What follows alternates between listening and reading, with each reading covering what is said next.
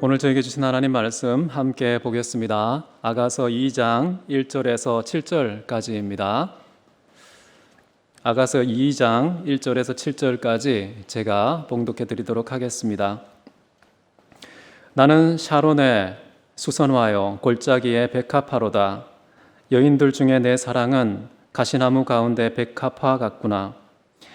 남자들 중에 나의 사랑하는 자는 숲풀 가운데 사과나무 같구나. 내가 그 그늘에 앉아서 심히 기뻐하였고 그 열매는 내 입에 달았도다. 그가 나를 인도하여 잔칫집에 들어갔으니 그 사랑은 내 위에 깃발이로구나. 너희는 건포도로 내 힘을 돕고 사과로 나를 시원하게 하라. 내가 사랑함으로 병이 생겼음이라. 그가 왼팔로 내 머리를 고이고 오른팔로 나를 안는구나. 예루살렘 딸들아, 내가 노루와 들사슴을 두고 너희에게 부탁한다. 내 사랑이 원하기 전에는 흔들지 말고 깨우지 말지니라. 아멘. 오늘 저는 여러분과 함께 거룩한 상사병이라는 제목으로 하나님 말씀 함께 나누기를 원합니다. 오늘 말씀 1절을 보면은 사실 해석하기 상당히 어려운 부분이 주어가 누구냐에 대한 것입니다. 나는 했을 때의 1인칭 단수 나라는 것의 실체가 남자냐 여자냐 이것에 따라서 해석이 너무나 달라지기 때문에 주어를 규명하는 것이 상당히 어려운 구절 되겠습니다. 저는 많은 것을 참조한 결과 남자라고 결론을 내렸습니다. 여기에 샤론의 수선화, 샤론이라는 곳은 특정한 지역의 이름입니다.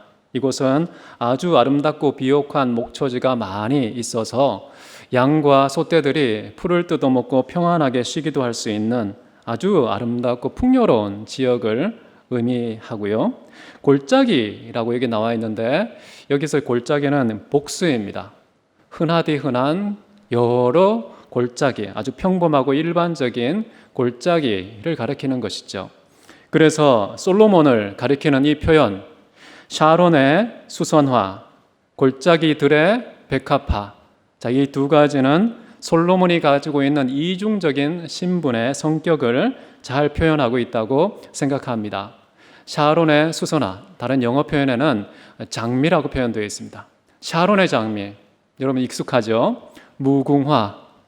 샤론의 장미이기도 하면서 아주 평범한 들판의 백합화에 불과한 이 두 가지가 공존하기 어려운데 솔로몬은 이 두 가지의 신분이 공존하는 사람이라는 것이죠. 여러분, 솔로몬은 이 세상에서 역사 속에 가장 지혜로운 왕, 가장 아름다운 장미, 꽃 아닙니까? 동시에 술람미 여인이 까무잡잡한 시골 처녀로서 양을 치는 그런 목동이었기 때문에 자기도 그녀와 똑같은 자리로 내려와서 평범한 목동이 되었지요. 그래서 솔로몬은 장미인 동시에 백합화다. 샤론의 고유한 지역의 유일한 그런 장미인 동시에 골짜기들, 너무나도 평범하고 모든 곳에 산재해 있는 그런 백합화이기도 하다는 것입니다. 이런 것을 볼 때 우리는 누가 먼저 떠오릅니까? 예수님이 떠오르지 않습니까? 예수님도 샤론의 장미인 동시에 마치 아무도 눈길을 주지 않는 골짜기의 백합화 같은 그런 하나님의 거룩한 신성과 인간과 똑같은 인성을 동시에 지니신 그 예수님의 모습이 우리는 솔로몬을 통해서 보이는 것을 확인할 수 있습니다. 자, 예수님과 솔로몬이 이런 이중적인 신분과 상태를 갖고 있다면 솔로몬의 여인 그리고 예수님의 여인인 교회 과연 어떤 신분을 갖고 있을까요? 머리 대신 우리의 사랑 대신 예수님과 똑같은 이중적 신분을 가지는 것입니다. 우리도 비록 정말 초라하고 비천하고 연약한 그런 모습을 갖고 있지만 무려 천지 만물을 창조하시고 소유하시고 주관하시는 하나님의 거룩한 신부가 되었기 때문에 누구보다 특별한 샤론의 장미다라는 것이죠. 그래서 이 두 가지는 항상 우리 의식 속에 늘 간직하고 있어야 할 것으로 생각합니다. 이제 2절을 보십시오. 여성에 대한 표현입니다. 여자들 중에 내 사랑은 가시나무 가운데 백합화 같구나. 이 솔로몬은 술람미 여인을 백합화로 비유하고 있습니다. 이 백합화의 가치를 말할 때에는 예수님께서 마태복음에서 표현했던 그런 평가가 가장 중요한데요. 어떻게 나와 있냐면 이렇게 나와 있습니다. 오늘 있다가 내일 아궁이에 던지우는 들풀. 백합화의 존재감이 바로 오늘 있다가 그리고 내일 아궁이에 들어갈 수밖에 없는 운명을 지닌 정말 초라한 들풀에 불과하다라고 표현하고 있습니다. 자, 이 백합화를 왜 이런 식으로 표현했을까? 사실 아가서 문맥에서는 정확하게 그 의미를 파악하기 어려운데요. 금방 제가 인용했던 그 예수님의 말씀이 담겨 있는 문맥에서 보면은 왜 솔로몬이 자기 사랑하는 여인을 백합화로 표현했을까? 그것도 가시밭 가운데 있는 백합화. 왜냐하면 예수님께서 이런 말씀을 하셨죠. 백합화가 어떠하냐? 솔로몬이 입었던 모든 영광보다 더 아름답고 향기로운 영광의 옷을 입은 것이 바로 백합화라는 것이죠. 자, 이게 무슨 말인가요? 솔로몬의 영광 얼마나 어마어마합니까? 최고의 지혜의 옷을 입은 왕, 최고의 권력의 옷을 입은 왕, 땅끝까지 있는 시바 여왕까지 찾아와서 방문하고 감동할 정도로 자기가 들었던 소원보다 더 뛰어난 지혜의 소유자라고 칭찬받는 최고의 영광, 그 옷을 입고 있는 솔로몬보다 더 영광스러운 꽃이라고 표현하는 것은 예수님과 교회사의 관계로 보면 풀어집니다. 예수님께서는 우리같이 초라하고 잠깐 있다 썩어 없어지는 안개와 같은 우리를 대신해서 어떤 대가를 지불하셨습니까? 당신의 생명을 대가로 지불하셨죠.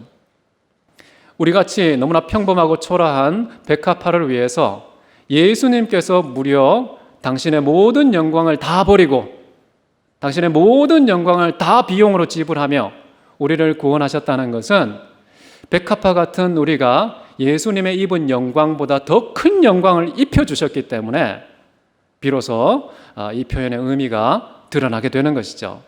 솔로몬도 술람미 여인을 표현할 때 백합화라는 말을 물론 분명히 그때 의식하고 하지는 않았을 거예요.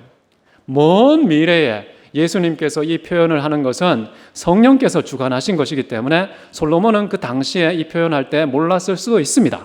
그러나 성경 전체를 관통하고 있는 성령의 가르침에 의존해서 본다면 솔로몬은 지금 여인의 가치가 자기가 입고 있는 왕의 영광보다 훨씬 더 큰 가치로 높이고 있다는 사실을 확인할 수 있는 것이죠. 가시나무 가운데 백합화다라는 말을 합니다. 지금 여인은 딸들 가운데 있는 여인이고 그리고 백합화는 가시나무 가운데 있는 꽃입니다. 자, 그러면 뭐가 대비되죠? 여인은 백합화로 대비되고 그리고 여인이 속해 있는 딸들, 여성들은 어떻게 표현되는 겁니까? 가시나무. 이 술람미 여인에 비하면 다른 모든 여인은 가시나무에 불과한 그런 존재로 솔로몬에게는 이 술람미 여인이 유일하게 유의미한 여인이다. 나머지 다 가시나무야 라고 표현하고 있기 때문에 뭔가 이렇게 일편단심, 한 여인만을 자기의 전부로 사랑하고 있는 솔로몬의 마음이 잘 표현되어 있는 것 같습니다. 자, 교회에 대한 주님의 마음도 이렇게 일편단심 같아요. 여러분, 주님의 애절한 그 마음을 노래한 아모스의 기록을 한번 보겠습니다. 아모스 3장 2절인데요. 내가 땅의 모든 족속 가운데 너희만 알았나니 라는 말씀을 하십니다. 다른 모든 족속은 다 가시에 불과하고 내가 너희들만 알았다. 안다는 말의 의미는 사랑을 뜻하지 않습니까? 그래서 여러분 신명기 10장 15절 보면 왜 하나님께서 이스라엘 백성들을 선택했는지 이렇게 나옵니다. 여호와가 오직 내 조상들을 기뻐하고 그들을 사랑하사 그들의 후손인 너희를 만민 중에서 택하심이 오늘과 같으니라. 이스라엘 백성들을 선택한 유일한 이유는 그냥 사랑인 것입니다. 마치 술람미 여인에 대한 솔로몬의 특별한 그 가치 부여도 사랑에 근거한 것과 똑같은 것이죠. 여러분, 그 사랑의 크기는 그 사랑을 위해 독생자의 고귀한 생명까지 지불할 만큼 크다는 사실. 교회는 주님의 눈에는 어떤 존재인가? 초라한 그런 꽃다발 하나가 아니라 온 세상이며 온 우주이며 모든 만물로 간주될 정도로 교회 전체를 그런 방식으로 여기고 계시다는 것이죠. 교회라는 거대한 공동체만 일컫는 것이 아니라 우리 개개인에 대해서도 하나님께서는요, 여러분 한 사람이 우주로 여기십니다. 여러분 한 사람을 온 세상으로 여길 정도로, 다른 모든 것들은 가시에 불과하니까 없어도 될 만한. 그래서 여러분 이사야서 20장을 보면 이런 표현도 나옵니다. 모든 만물이 하나님 앞에서는 마치 없는 것과 같으며 라는 표현을 쓰죠. 교회를 중심으로 생각하면 그런 가치 판단이 무엇을 의미하는지 우리는 이해할 수 있게 되는 것이죠. 또 가시나무 가운데 있다는 말의 또 하나의 의미는요, 지금 여인은 고통과 환난 가운데 있다는 것입니다. 이것은 마치 교회와 똑같은 모습을 보여주고 있는 것이죠. 여인의 삶은 실제로 순탄하지 않았지요. 식구 또는 주변에 있는 사람들이 검게 그을린 그 인생의 피부를 찌르고 또 찌르는 가시의 괴롭힘 속에 하루하루 살아가는 그 여인. 교회도 마찬가지인 것 같아요. 예수님께서도 교회에 대해서 이 땅에서는 너희가 환난을 당하나, 마치 환난 당하는 것이 당연한 것처럼 그런 표현을 하셨는데, 중요한 것은 왜 우리가 환난을 당하는 것인가? 단순히 이 사회의 도덕법의 평균치도 이르지 못해서 불법과 불의 때문에 당하는 그 환난을 말하는 것이 아닙니다. 이 교회가 당하는 건강한 환난, 합당한 환난은 뭐냐 하면 우리가 그리스도 안에서 경건하게 살고자 하니까 오는 그런 결과로서의 환난을 말하는 것이죠. 그래서 요한복음 15장 18절을 보시면요, 세상이 너희를 미워하면 너희보다 먼저 나를 미워했기 때문에 너희를 미워하는 것이다 라고 우리에게 가르쳐주고 있는 것이죠. 그러면서 동시에 뭐라고 말씀하십니까? 담대하라. 왜요? 내가 세상을 이기었노라. 세상에 미워하는 궁극적인 대상이신 예수 그리스도께서 세상을 이기셨다는 겁니다. 그렇기 때문에 미워하는 그 세상에 위축되지 말고 오히려 당당하라. 왜냐? 우리가 힘이 세기 때문이 아니라 궁극적인 미움의 대상인 예수께서 온 세상을 십자가의 사랑으로 꺾으셨기 때문이죠. 그렇기 때문에 우리는 보복하거나 위협을 당하나 두려워할 필요 없이 오히려 가시의 미움을 받을 때마다, 세상이 뾰족한 가시로 쿡쿡 교회를 찌를 때마다, 그때마다 예수의 향기 푹푹 품어내는 그런 역설적인 반응으로 우리가 세상을 극복하면 좋겠다고 생각이 듭니다.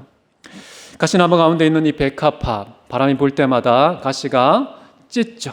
찌르고 피를 흘리게 하는, 그런 상황 속에서 이 백합화는 어떤 태도를 취해야 할까요? 자기를 찌른 가시를 꺾었습니까?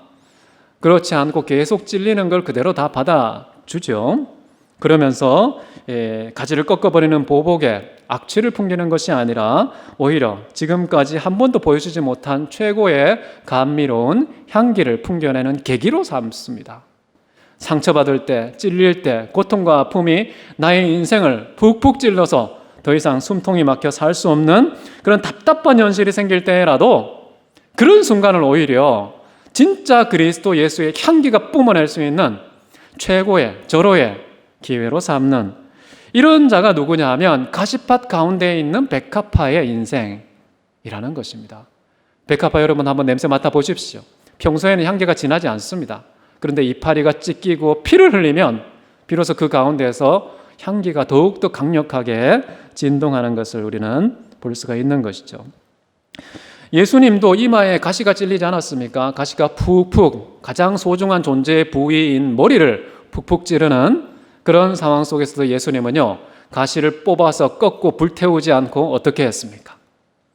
그 가시를 유대인의 왕의 왕관으로 삼으시는 역설적인 대응. 가시, 면류관은 온 세상의 조롱이, 온 세상의 뾰족한 멸시와 미움이 그 가운데 다 담겨 있음에도 불구하고 예수님께서는 그냥 피를 흘리십니다. 생명과 동일시되는 그 피의 향기를 온 세상을 위해서 흘리시면서 자기를 찔렀던 그 가시의 미움을 오히려 용서해 주시라고, 불쌍히 여겨 달라고 이렇게 기도했던 예수님의 모습이 가시밭 가운데 백합화의 모습으로 나타나는데요.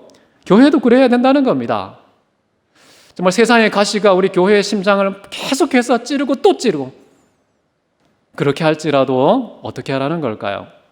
로마서 12장 14절에 이렇게 나와 있죠. 너희를 박해하는 자를 축복하라. 축복하고 저주하지 말라. 또 하나 생각할 것은요, 혹시 우리가 가시밭 가운데 백합화가 아니라 그 백합화를 괴롭히고 찌르는 가시나무 중에 하나는 아닌지 우리 자신의 신분을 좀 돌아보면 좋겠습니다. 나를 만나는 사람들마다 상처투성이로 만드는 그런 가시덩굴에 가장 뾰족한 가시로 존재하고 있지는 않은지. 3절을 보겠습니다. 남자들 중에 나의 사랑하는 자는 숯불 가운데 사과나무 같구나. 내가 그 그늘에 앉아서 심히 기뻐하였고 그 열매는 내 입에 달았도다. 이제 여성이 남성에 대해서 똑같은 반응을 하는 겁니다. 당신은 무수히 많은 숯불의 나무 가운데 사과나무 같구나. 여인에 대해서는 너무나 많은 여인들 중에 너는 정말 백합화 같구나 라고 하는 똑같은 그런 표현법으로 남자에게 이제 표현하는 것인데요. 자, 이 사과나무, 이 이미지는 주로 아가서에서 사용되는 메타포인데요. 이 사과나무가 어떤 건지 정확하게 규명하기 어려워요. 중요한 것은 왜 아가서 문맥에서 사과나무를 언급했느냐, 두 가지입니다. 뒤에 보면은 그늘이 있다는 것과 두 번째는 열매가 있다는 것이죠. 자, 그늘이라는 것은 우리의 육체의 쉼과 영혼의 안식을 제공하는 특별한 은총이라고 해석할 수 있겠지요. 사람들을 만날 때마다 정말 그늘 같은 사람 만나면 어떻습니까? 그냥 만나기만 했는데도 내 마음이 시원하고 편안하고 안식과 쉼을 얻는 그런 사람이 있습니다. 그 사람은 그늘이죠.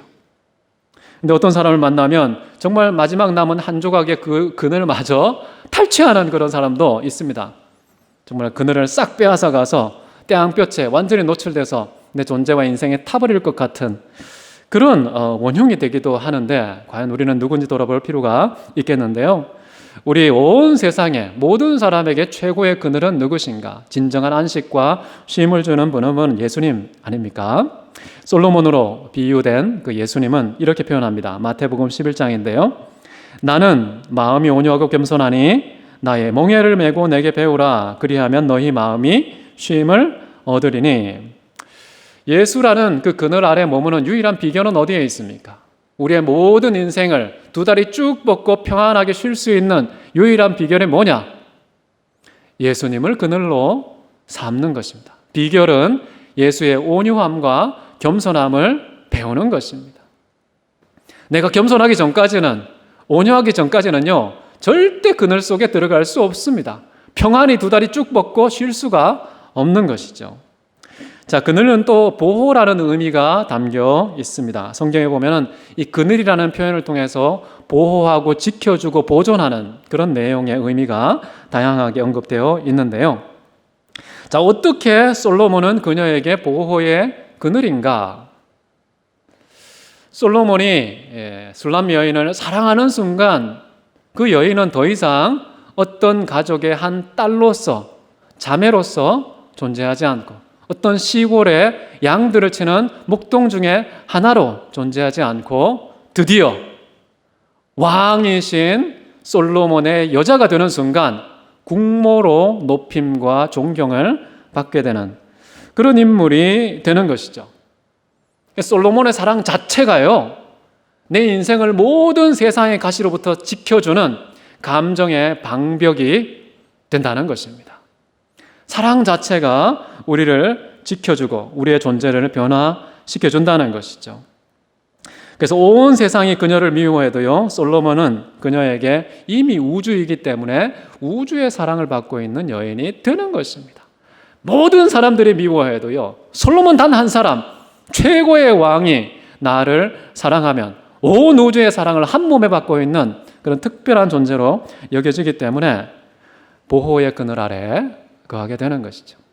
우리 주님도 똑같습니다. 시인은 이렇게 고백하죠. 시편 121편 5절에 이런 말씀 나옵니다. 여호와는 나를 지키시는 이시라. 여호와가 내 우편에서 내 그늘이 되시나니. 나를 지키시는 하나님의 그늘 아래 우리가 거하고 있기 때문에요, 어떤 강력한 바람이 그 그늘을 제거할 수 없기 때문에 안심하고 안식하고 쉬어도 된다는 것입니다. 하나님의 그늘 아래에 있다. 이게 무슨 말일까요? 하나님이 내 인생의 국경선이 된다는 거예요.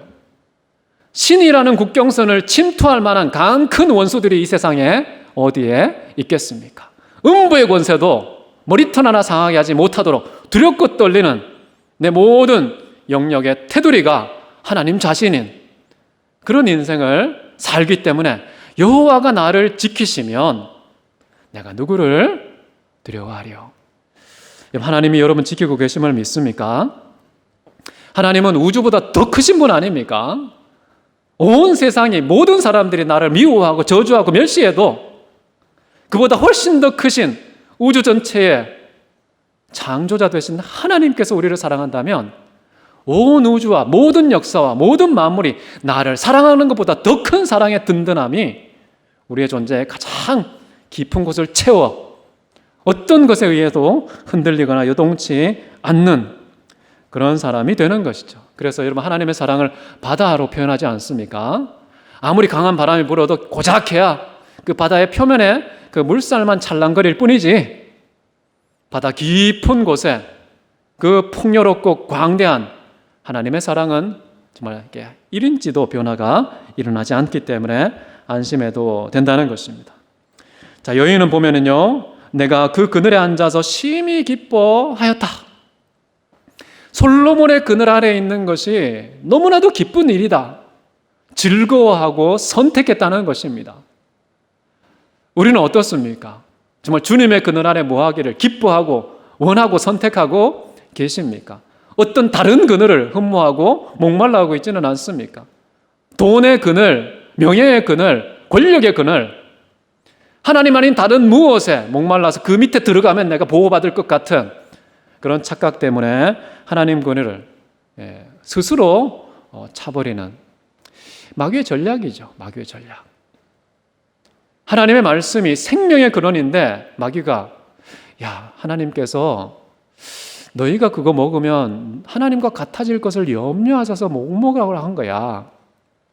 하나님의 절대 변하지 않는 진리의 말씀을 가볍게 여기게 만드는 사단의 속임수, 지금도 진행형이라는 것입니다. 여러분 주님의 그늘 아래 거하십시오. 온유한 마음 품으십시오. 정말 겸손한 마음 떠나지 마십시오. 뾰족한 그런 가시나무 초청을 단호하게 거절할 수 있는 그런 저와 여러분 되면 좋겠습니다. 여기 보면은 느낌이 어떻습니까? 지금 여인은 앉아 있습니까? 누워 있습니까? 사랑하는 솔로몬과 앉아서 사랑을 나누고 있는 그런 장면이라고 볼 수가 있겠죠. 자, 그런데 이 여인은 왜 솔로몬의 그늘 아래 있느냐? 이 그늘을 벗어나면 너무나 위태롭고 불안하고 위험하기 때문인가? 아니면 다른 이유가 있어서 그 안에 머무는가? 여기 나와 있죠. 보면은 그 열매가 내 입에 달콤하기 때문에 자발적으로 그늘 아래 머문다는 거예요.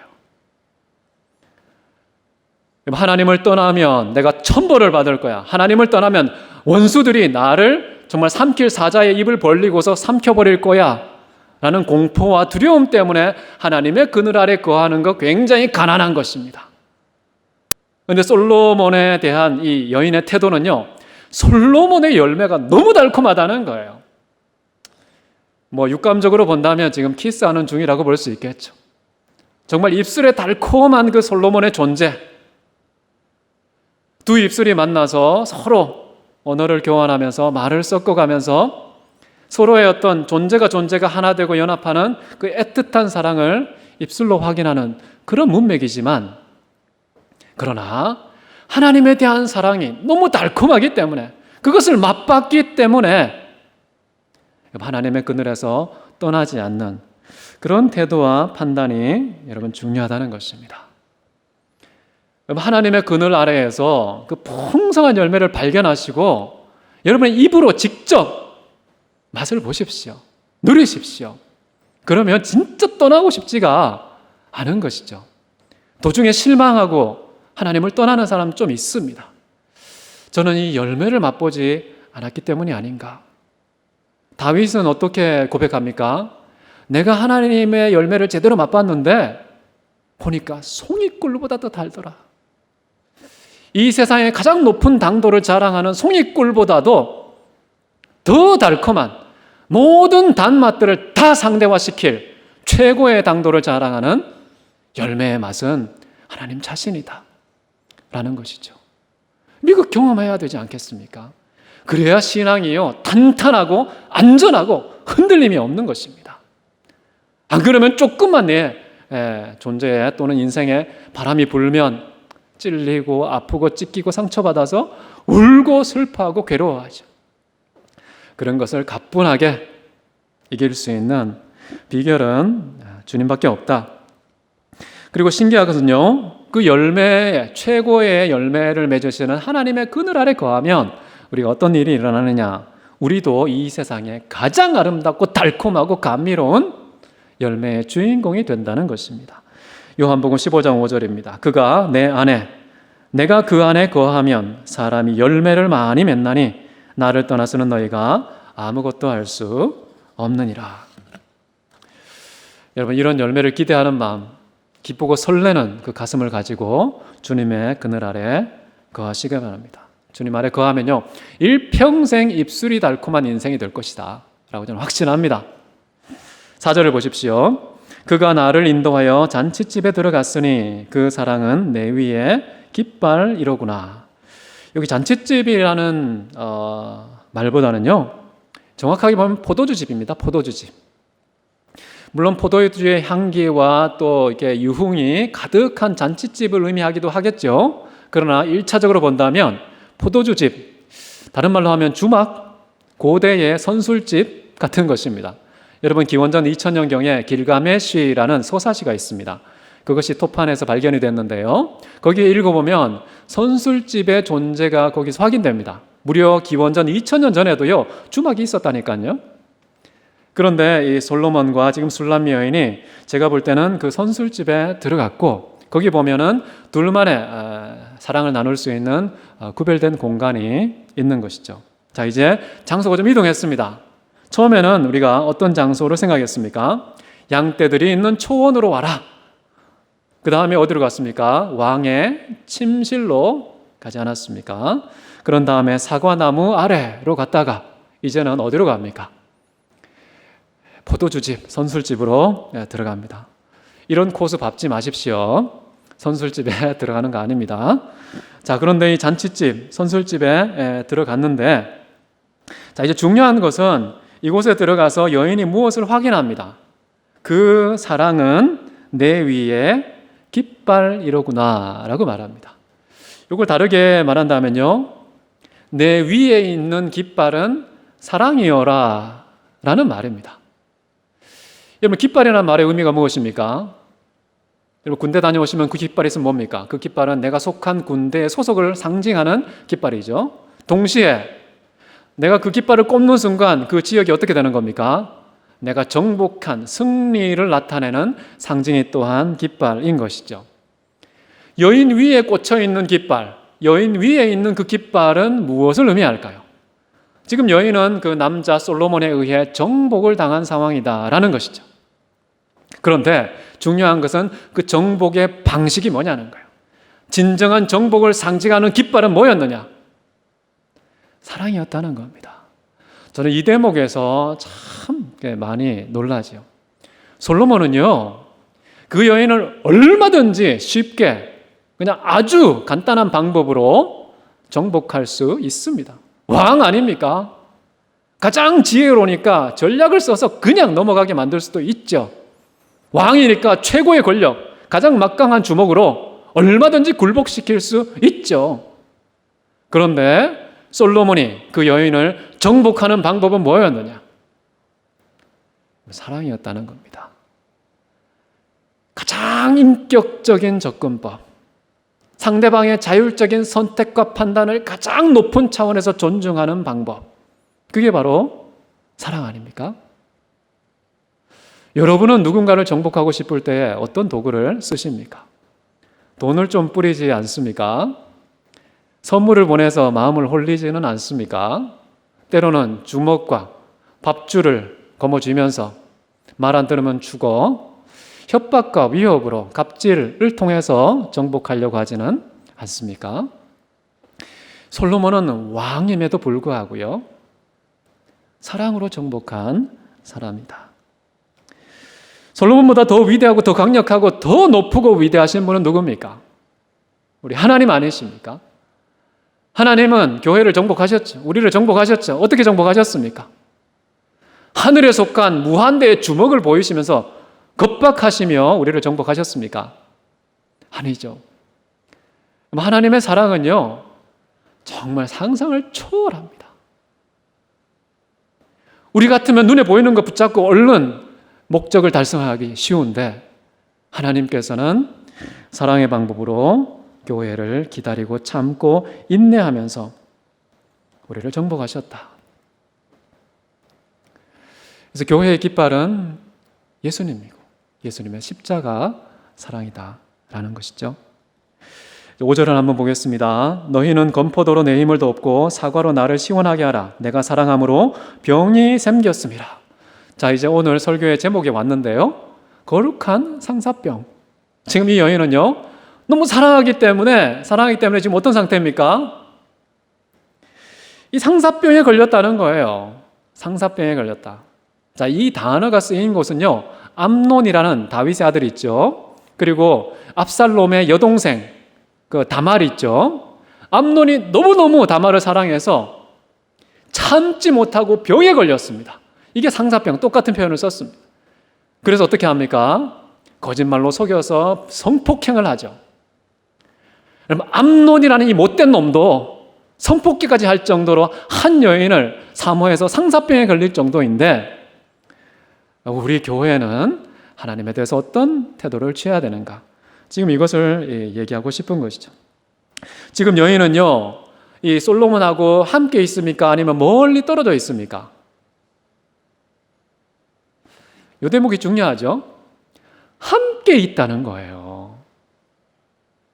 함께 있는데 더 제대로 함께 있고 싶어하는 열망이 너무 크다 보니까 상사병에 걸리는 것이죠.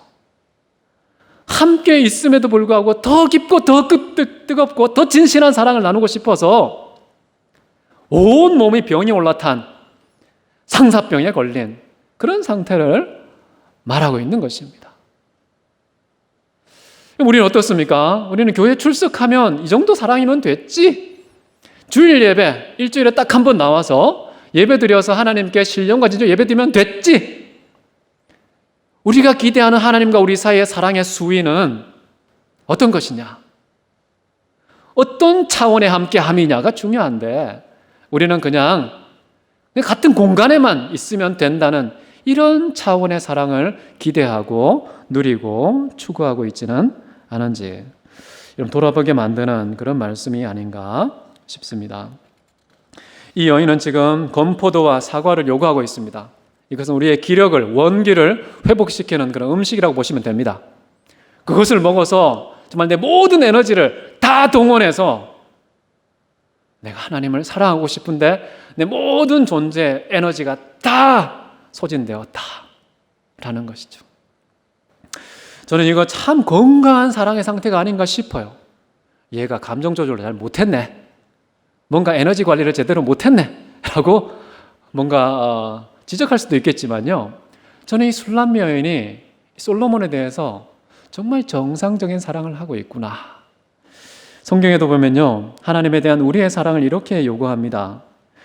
내 마음을 다하고 목숨을 다하고 뜻을 다하고 힘을 다하여 주 너의 하나님을 사랑하라.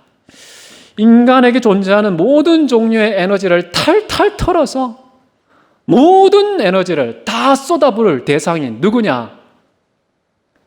하나님이라는 겁니다. 그런 수준의 사랑을 해내고 그것을 체험하고 누릴 때까지는 내가 견딜 수 없는 상사병에 걸려야 정상이다 라는 겁니다.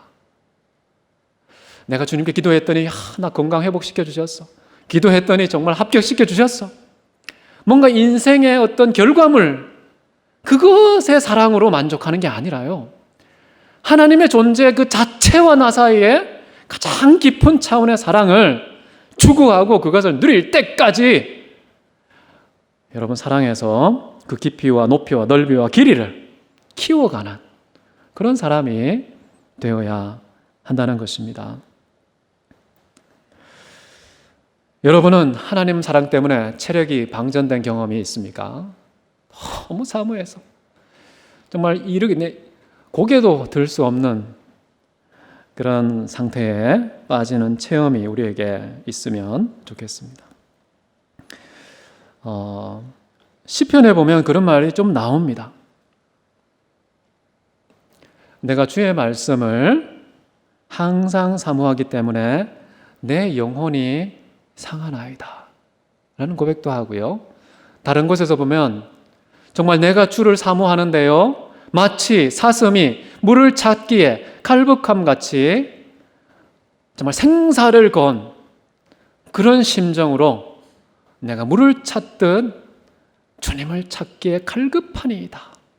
목이 말라서 쩍쩍 갈라지는, 내 존재가 마구 찢어지고 갈라지는 그런 애타는 갈급함이 시인에게 이제 있었던 것이죠. 우리도 그런 마음의 소유자가 되면 좋겠습니다. 자, 6절을 보십시오. 그가 왼팔로 내 머리를 고이고 오른팔로 나를 안는구나. 이 상사병에 걸린 여인의 해답은 무엇일까요? 어떻게 하면 이 상사병 문제를 해결할 수 있을까요? 여인 자신이 해답을 갖고 있지 않습니다. 환경을 바꾼다고 해서 이게 풀어지는 문제가 아닙니다. 누구만이 해결할 수 있느냐? 솔로몬만이 해결할 수 있습니다. 솔로몬이 왼손으로 여인의 머리를 받치고 오른손으로 그 여인의 몸을 감싸는, 여인의 몸과 머리를 다 감싸는 전인격적 사랑만이 비로소 여인의 상사병, 온몸이 탈진해서 더 이상 힘도 쓸 수 없는, 그래서 건포도 주려고, 사과 좀 주라고 이렇게 간절히 애타게 절규해도 이 세상에는 답이 없습니다. 우리의 진짜 건포도, 우리의 진짜 사과는 누구냐? 솔로몬뿐이라는 것이죠. 저는 이 대목에서 너무 섬세하게 들어가면 곤란할 수 있습니다. 이게 장면이 이제 누웠습니다. 아까는 앉아있다가, 사과나무 아래에서는 앉아있다가 이제 포도주집에 들어와서는 지금 이렇게 여인이 너무 사랑에 빠져서 완전히 탈진한 상태로 누워있고, 그런데 누워있는 여인의 머리를 왼손이 받친다. 여러분, 이건 무슨 의미인지 아시겠습니까? 여인의 머리가 이 세상의 가시에 찔릴까봐, 이 세상에 먼지가 묻어 더러질까봐, 혹시 상처가 나고 피가 흐를까봐 자기의 손으로 그 세상과 여인의 머리 사이에 집어넣고 여인이 다치지 않도록, 찔리지 않도록, 아프지 않도록 보호하고 받쳐주는 그 왼손의 사랑. 여러분, 솔로몬 참 섬세한 사랑꾼 아닙니까? 우리 주님도 솔로몬과 비교할 수 없을 정도의 최고의 사랑꾼이십니다. 여러분, 이사야서 53장 5절을 한번 보십시오. 우리가 온 세상에 찔릴까봐, 그 가시가 상처와 피를 흘리게 할까봐 이렇게 하죠. 그가 대신 찔림은 우리의 허물 때문이요, 그가 상함은 우리의 죄악 때문이라. 그가 징계를 받음으로 우리가 평화를 누리고 그가 채찍에 맞음으로 우리는 나음을 받았도다. 교회가 마땅히 찔리고 상처나고 피를 흘려야 될 그 세상 현장에서 하나님께서 우리의 머리를 보호해 주신다는 겁니다. 그래서 예수님은요, 교회의 머리가 되십니다. 머리를 지키시고 머리를 보호하시고 머리를 가장 향기롭고 아름다운 존재로 만들어주신 교회의 진짜 머리는 예수 그리스도다라는 것이죠. 여러분, 고린도전서에 보면 또 이런 말도 나옵니다. 남자는 여자의 뭐라고 나옵니까? 머리다라는 말이 나오죠. 군림하고 지배하고 억압하라는 말이 아닙니다. 남자가 여자의 머리라는 것은 이 솔로몬의 사랑하는 이 섬세한 배려의 손길을 말하는 것입니다. 여성의 가장 중요하고 소중한 부분을 지켜주는 자, 대신 아파하고 대신 찔리고 대신 피를 흘리는 그런 책임의 역할이 남자이기 때문에 남자는 여자의 머리다라는 표현이 나온 것이죠. 솔로몬의 오른손은 여인의 모든 몸을 감싸 안고 있습니다. 어떤 부위도 사랑의 대상에서 배제되지 않습니다. 몸의 모든 각 지체들이 솔로몬에게 사랑의 대상이 되고 있다. 마치 하나님께서 우리 교회를 사랑하시듯이 하나님께서 우리 교회의 각 지체들요 한 부위도 빠뜨리지 않고요 다 골고루 동등하게 사랑하고 계신다는 것. 나는 왜 사랑 안 하지? 왜 특정한 누군가만 사랑하고 계시지? 여러분, 사랑의 차별 절대 의심하지 마십시오. 하나님께서는 똑같은 생명, 예수 그리스도의 생명을 비용으로 지불하셔서 우리를 모두 다 동일하게 사랑하고 계십니다. 그의 그 오른손의 섭리를 한번 느껴보십시오. 이 세상에 존재하는 모든 만물들, 이 세상에 존재했던 모든 사건들, 역사와 만물 전체가 하나님께서 교회라는 그 몸을 더듬고 사랑하시는 하나님의 손길이라는 사실, 여러분 믿으십시오. 때로는 거칠게 때로는 부드럽게 느껴지지만요, 그럼에도 불구하고 모든 역사와 모든 만물을 통해서 하나님께서 지금 우주라는 이 손길로 다 감싸셔서 우리를 사랑하고 계시다는 사실. 그러니까 어떻게 합니까? 하늘을 봐도 하나님의 영광을 선포하는구나. 땅의 모든 미물들이 하나님을 노래하고 있구나. 별들도 노래하고 있구나. 이 모든 존재에 하나님에 대한 찬양에 침묵할 수 있는 피조물이 하나도 없구나 라고 시인들이 계속 노래하는 겁니다. 사랑에 깊이 빠진 사람만이, 하나님의 사랑을 제대로 안 사람만이 천하 만물을 다시 재해석하게 됩니다. 6일 동안 하나님께서 인간을 사랑하기 위해서 다 창조하셔서 최적의 삶의 조건을 구비해 놓으셨구나. 이게 다 사랑의 표현이었구나. 사랑의 편지지에 담겨있는 문장들이었구나 라고 우리가 깨닫게 되는 것이죠. 그래서 여러분, 사랑으로 자연을 해석하십시오. 사랑으로 역사를 해석하면 역사의 모든 페이지가 사랑의 편지지였다는 사실도 우리가 느끼게 되는 것이죠. 마지막 이제 7절을 보십시오. 예루살렘 딸들아, 내가 노루와 들사슴을 두고 너희에게 부탁한다. 내 사랑이 원하기 전에는 흔들지 말고 깨우지 말지니라. 자, 이제 예루살렘 딸들에게 이제 명령을 합니다. 저는 이 말이 대부분의 학자들은 여성이 한 말이라고 해요. 근데 제가 고민하고 기도해 보니까요, 제 개인적으로는 남성의 노래다. 지금 솔로몬의 독창이라고 저는 생각해요. 솔로몬의 독창인데 이 예루살렘 딸들에게 부탁합니다. 내 사랑 건드리지 마라. 지금 여성은 어떤 상태입니까? 상사병에 걸려서 온몸이 탈진하고 정말 존재가 절망 가운데 누워있는 상태에 솔로몬이 사랑으로 품었습니다. 그러니까 이 여인은 그 고통과 아픔과 절망 가운데 있다가 문제가 해결되니까 어떻게 됩니까? 온몸이 나른해져서 수면이 몸에 올라타는 것이죠. 그래서 깊은 잠에 들었습니다. 이거 물리적인 해석입니다. 깊은 잠에 들어서 절대 내 사랑하는 여인 깨우지 말라고. 자기가 원해서 일어나기 전까지 절대 흔들거나 자극하지 말고 소리도 내지 말고 최고의 수면 상태를 유지하라고 지금 여인들에게 이제 명령하고 있는데요. 자, 그런데 이걸 좀 추상화시켜서 얘기한다면요, 내 사랑이라는 말은 사랑하는 술람 여인의 마음속에 있는 솔로몬을 향한 사랑을 의미하기도 합니다. 그래서 그 사랑을 자극하고 깨워서 강압적으로 외압을 가해서 억지로 사랑을 만들어내거나 표출시키지 말라는 거예요. 예루살렘 여인들이 볼 때 어떻겠습니까? 지금 천하의 최고로 지혜로운 왕 솔로몬이 지금 정말 초라하고 새까만 시골 처녀 술람 여인을 사랑하고 있는데, 야, 이 여인아, 정신 차려. 지금 누가 너를 사랑하고 있는 줄 알아? 정신 차리고 제대로 사랑해야지 라고 막 독촉하고 재촉하고 압력을 가할 수 있지 않습니까? 그런데 솔로몬은 그러지 말라는 겁니다. 진정한 사랑은요, 자발적으로 나와야 됩니다. 밖에서 압력과 폭력과 겁을 주어서 사랑을 실천하면 안 되는 겁니다. 사랑은요, 굉장히 섬세한 것이다 라는 것이죠. 그래서 이 사랑을 표현할 때 솔로몬은 두 종류의 짐승을 언급합니다. 노루와 들사슴이라는 것이죠. 여러분, 노루와 들사슴 보신 적 있습니까? 얘네들 참 아름답죠. 너무나 사랑스럽고 너무나 이렇게 귀해요. 귀엽고. 그래서 막 손이 막 가요. 다가가고 싶어요. 그런데 부시럭. 아주 미세한 소리, 발자국 소리 한 조각만 노루의 귓가에 들리면 어떻게 됩니까? 후다닥 하고 놀라서 그냥 주랭랑을 치지 않습니까? 사랑의 간격을 좁히는 것도 이런 예술의 경지를 요구하고 있습니다. 정말 섬세하게.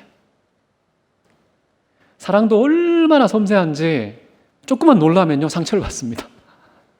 조금만 위협을 느끼면요, 그냥 달아나는 것이 사랑이기 때문에 이 솔로몬은 얼마든지 어명이다 라고 해서 사랑을 받들라 라고 명령할 수 있는 자격과 권한을 갖고 있음에도 불구하고요, 절대 그런 거 쓰지 않습니다. 심지어 오히려 주변에 있는 사람까지 말려가면서 이 술람 여인의 자발적인 사랑이 이 한 스크래치도 생기지 않고 훼손되지 않도록 기다리고 또 기다리라는 겁니다.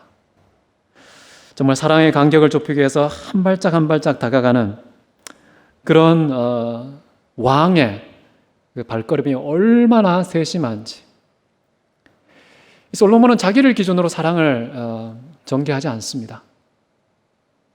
사랑의 속도를 위반하지 않고 타인, 이 솔로몬이 사랑하는 술람 여인의 내적인 마음의 상태를 기준으로 삼아서 어느 정도의 간격으로 다가가야 될지, 어느 정도의 수위의 사랑을 실천해야 될지, 이런 것들을 조절하고 있는 거예요.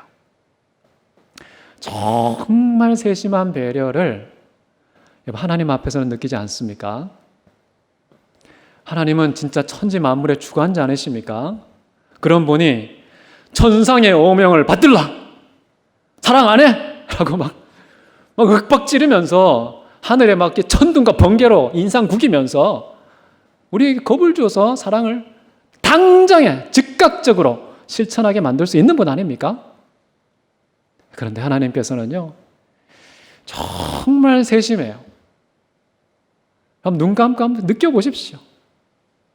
하루 24시간 매 순간요, 혹시 놀랄까봐 부시럭 이 소리 한 조각이 정말 우리 교회의 심장을 놀라게 만들까봐 주의하고 조심하시는 그런 하나님의 마음.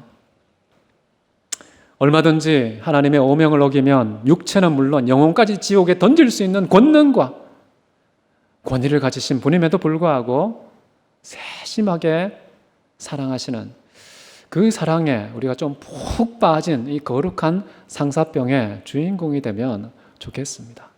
저는 시인이 이런 사랑을 맛봤다고 생각하고요, 지금 아가서도 그런 하나님의 사랑을 너무나도 섬세하게 잘 표현하고 있다고 생각해요. 마지막으로 이 말씀 읽고 마치겠습니다. 시편 8편 9절인데요. 여호와 우리 주여, 주의 이름이 온 땅에 어찌 그리 아름다운지요. 다 같이 기도하겠습니다. 사랑과 은혜가 많으신 하나님 아버지, 우린 하나님의 사랑에 얼마나 둔감한지요. 하나님의 그 세심한 배려 하나도 모르고 느끼지도 못하고 누리지도 못합니다. 주님, 우리 사랑의 세포를 깨우셔서 하나님께서 우리를 향한 그 사랑 한 조각도 버리지 않고 망각하지 않고 우리를 벗어나지 않고 모든 사랑의 조각들을 온천하 만물과 역사 속에 탈탈 털어서 다 수집하고 그 모든 것을 다 누려서 하나님의 사랑 받기를 원합니다. 그 사랑에 걸맞은 인격과 태도와 삶으로 하나님께 반응하기 원합니다. 온 교회가 그런 사랑의 공동체 되게 해 주옵소서. 우리의 힘과 능으로 할 수 없사오나 성령께서 그 사랑 한가운데로 우리의 모든 지친 걸음을 인도하셔서 뚜벅뚜벅 그 사랑의 침실로 들어가는 저희 모두가 되게 해 주옵소서. 살아계신 예수 그리스도 이름으로 기도했습니다. 아멘.